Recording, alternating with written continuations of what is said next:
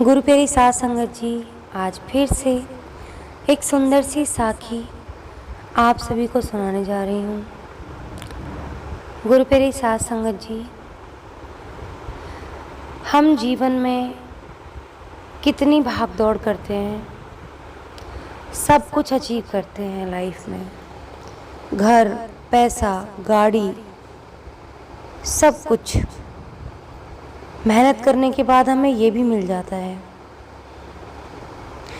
लेकिन एक चीज़ है जो हमेशा हमारी ज़िंदगी में जिसकी कमी रहती है और उसे हम दर बदर ढूंढते फिरते हैं। बहुत लकी लोग होते हैं जिनकी ज़िंदगी में घर, पैसा, गाड़ी और शांति, ये चारों चीज़ें, शांति, मन की शांति, ये चारों चीज़ें एक साथ रहती हैं।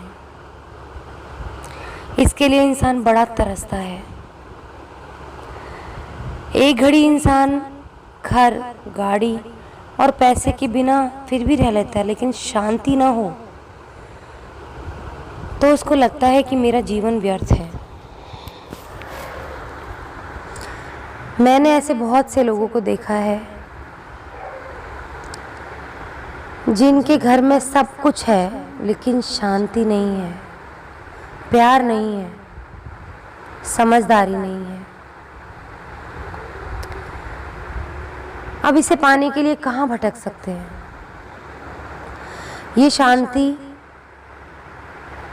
आप ही बताइए कि ये शांति कहाँ मिलेगी?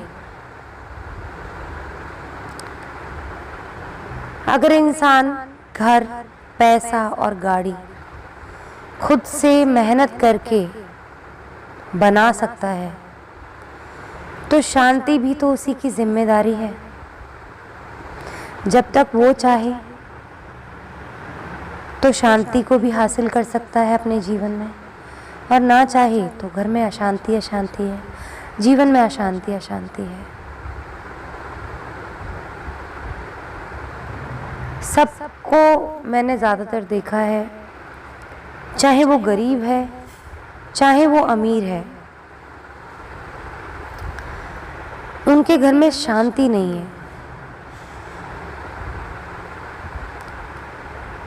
आज की जो साखी है वो हमें ये सिखाएगी कि शांति आखिरकार कैसे आ सकती है जीवन में।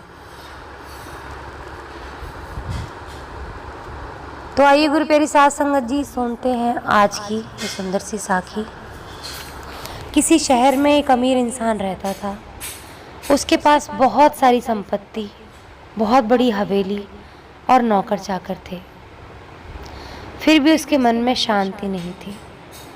गुरु प्यारी साध संगत जी, मैंने ऐसे लोगों को देखा है करीब से कि जिनके पास सब कुछ है। हम लोग सोचते हैं ना कि हमारे पास सिर्फ पैसे की कमी है, बाकी सब कुछ है।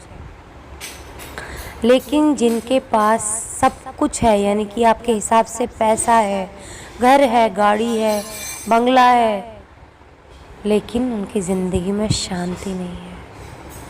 वो शांति से सोने के लिए तरसते हैं कि हमें सिर्फ 8 घंटे हमारे जीवन में ऐसे मिल जाएं कि हम शांति से बिता सकें, सो सकें शांति से। ऐसा पल आ जाए हमारी ज़िंदगी में कि हमारा दिमाग शांत रहे। तो ऐसे ही किसी शांति के लिए वो तरस रहा था, वो अमीर इंसान। एक दिन किसी ने उसे बताया कि पास के इलाके में एक साधु रहते हैं। वो लोगों को ऐसी सिद्धि देते हैं जिससे मन चाही चीज़ें मिल जाती हैं। हमारे जीवन में भी होता है ना गुरु प्यारी साध संगत जी, कि हम ओझा, झाड़ फूंक वाले के पास भी चले जाते हैं, अंधविश्वास के लेवल पर गिर जाते हैं, गिरते हैं ना। जब हमें अपना घर बचाना होता है ना, तो हम किसी भी लेवल तक जाते हैं। जब हमें अपने जीवन में शांति चाहिए होती है तो हम अंधविश्वास के रास्ते पे भी चल पड़ते हैं। होता है ना आप सबके साथ भी ऐसा? सबके साथ होता है, क्योंकि कौन इंसान प्यार नहीं चाहता, कौन इंसान शांति नहीं चाहता। तो गुरु प्यारी साध संगत जी, वो अमीर आदमी उस साधु के पास गया और उसे नमस्कार करके बोला, महाराज, मेरे पास दौलत की कोई कमी नहीं है, पर मेरा मन अशांत रहता है। आप कुछ ऐसा उपाय दीजिए कि मेरी अशांति दूर हो जाए। सेठ ने सोचा कि साधु बाबा उसे कोई ताबीज़ देंगे या फिर कुछ ऐसा कर देंगे जिससे उसकी इच्छा पूरी हो जाएगी, लेकिन साधु ने ऐसा कुछ भी नहीं किया। बल्कि अगले दिन उन्होंने सेठ को धूप में बिठा दिया और खुद कुटिया के अंदर छांव में जाकर चैन से बैठ गए। गर्मी के दिन थे, सेठ का बुरा हाल हो रहा था। उसको बहुत गुस्सा आया, पर वो उसे चुपचाप पी गया। दूसरे दिन साधु ने कहा, आज तुम्हें दिन भर खाना नहीं मिलेगा। भूख के मारे दिन भर सेठ को पेट में चूहे कूदते रहे। अन्न का एक दाना भी उसके मुंह में नहीं गया, लेकिन उसने देखा कि साधु ने उसी के सामने बैठकर बड़े आनंद से भोजन किया। सेठ सारी रात परेशान रहा, उसे एक क्षण भी नींद नहीं आई। वो सोचता रहा कि साधु तो बड़ा स्वार्थी है। तीसरे दिन सवेरे ही उठकर उसने अपना बिस्तर बांधा और चलने को तैयार हो गया। तभी साधु ने उसके सामने आकर खड़े होकर बोला कि सेठ, क्या हुआ? सेठ ने कहा, मैं बड़ी आशा लेकर आपके पास आया था, लेकिन मुझे सब कुछ नहीं मिला। उल्टा मुझे ऐसी मुसीबतें उठानी पड़ी जो मैंने जीवन में कभी नहीं उठाई। मैं जा रहा हूँ। एक तो मेरे जीवन में शांति नहीं है, ऊपर से आप मेरे से वो सुख सुविधा छीन रहे हो जिसके लिए मैं ज़िंदगी भर भागा हूँ। साधु हंसकर बोले, मैंने तुझे इतना कुछ दिया पर तूने कुछ भी नहीं लिया। सेठ को हैरानी हुई कि साधु ने मुझे ऐसा क्या दे दिया भाई, मुझे तो कुछ भी नहीं दिया। साधु ने बोला, आपने मुझे दिया ही क्या है? साधु ने कहा, सेठ, पहले दिन जब मैंने तुझे धूप में बिठाया और खुद छाँव में बैठा रहा, तो इसके ज़रिए मैंने तुझे बताया कि मेरी छाँव तुम्हारे काम नहीं आ सकती। जब मेरी बात तुम्हारी समझ में नहीं आई तो दूसरे दिन मैंने तुझे भूखा रखा और खुद खूब अच्छी तरह खाना खाया। उससे मैंने तुझे समझाया कि मेरे खा लेने से तुम्हारा पेट नहीं भर सकता। साधु बाबा ने कहा कि सेठ, याद रखो, मेरी साधना से तुझे सिद्धि नहीं मिलेगी। अगर मैंने सिद्धि की है या मैंने साधना की है तो उससे तुझे कोई लाभ नहीं मिलेगा बेटे। वो साधना तो मैंने की है, तो मेरी साधना मेरे काम आएगी। मेरी साधना तेरे कैसे काम आ सकती है? आध्यात्म एक ऐसी राह है जहाँ मंजिल तक पहुँचने के लिए खुद ही चलना पड़ता है। मैं तुझे सुमिरन करने का रास्ता बता सकता हूँ, सुमिरन तो तुझे ही करना पड़ेगा ना। रब तक पहुँचने का रास्ता तुझे बता सकता हूँ कि सुमिरन करना है, पर वो सुमिरन भी तो तुझे ही करना पड़ेगा। तुझे राह बता सकता हूँ, लेकिन चलना तो तुझे खुद ही पड़ेगा ना मेरे बच्चे। धन तूने जब खुद अपनी मेहनत से कमाया तो शांति भी तुझे अपनी ही मेहनत से मिलेगी। सेठ की आंखें खुल गईं और उसे अपनी मंजिल तक पहुंचने का रास्ता मिल गया। गुरु प्यारी साध संगत जी, हमारे जीवन में भी ऐसा ही होता है। हमारे घर में खूब लड़ाइयाँ होती हैं, खूब झगड़े होते हैं, चाहे वो पति पत्नी का कह लो, माँ बेटे का कह लो, किसी का भी झगड़ा कह लो, बहू सास का झगड़ा कह लो। अब लोग क्या करते हैं, जब झगड़े बहुत ज़्यादा घर में बढ़ जाते हैं तो ओझा झाड़ फूंक सबके पास चल देते हैं, लेकिन कोई भी ये मानने को तैयार नहीं होता कि हम क्या गलतियां कर रहे हैं, उस घर की शांति को हम कैसे खो रहे हैं।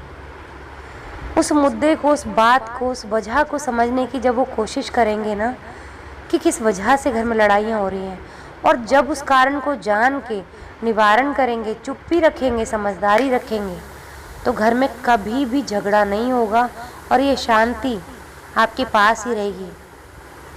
और एक बात याद रहे, जब पैसा मेहनत से कमाया जाता है तो शांति में भी मेहनत लगती है, और वो मेहनत क्या होती है? अपनी ईगो को नीचे ज़मीन पर लेकर आओ, उसे कहीं छोड़ दो, वही सारी मेहनत है। अपने अंदर जो घमंड छुपा हुआ है ना, उस घमंड को निकाल दो। हम बड़े हैं, हम ये हैं, हम वो हैं, हमसे कोई ऐसी कोई बात कैसी क्यों कर सकता है, ये सब छोड़ दो। और दूसरे इंसान को भी। ये बात दोनों तरफ लागू होती है।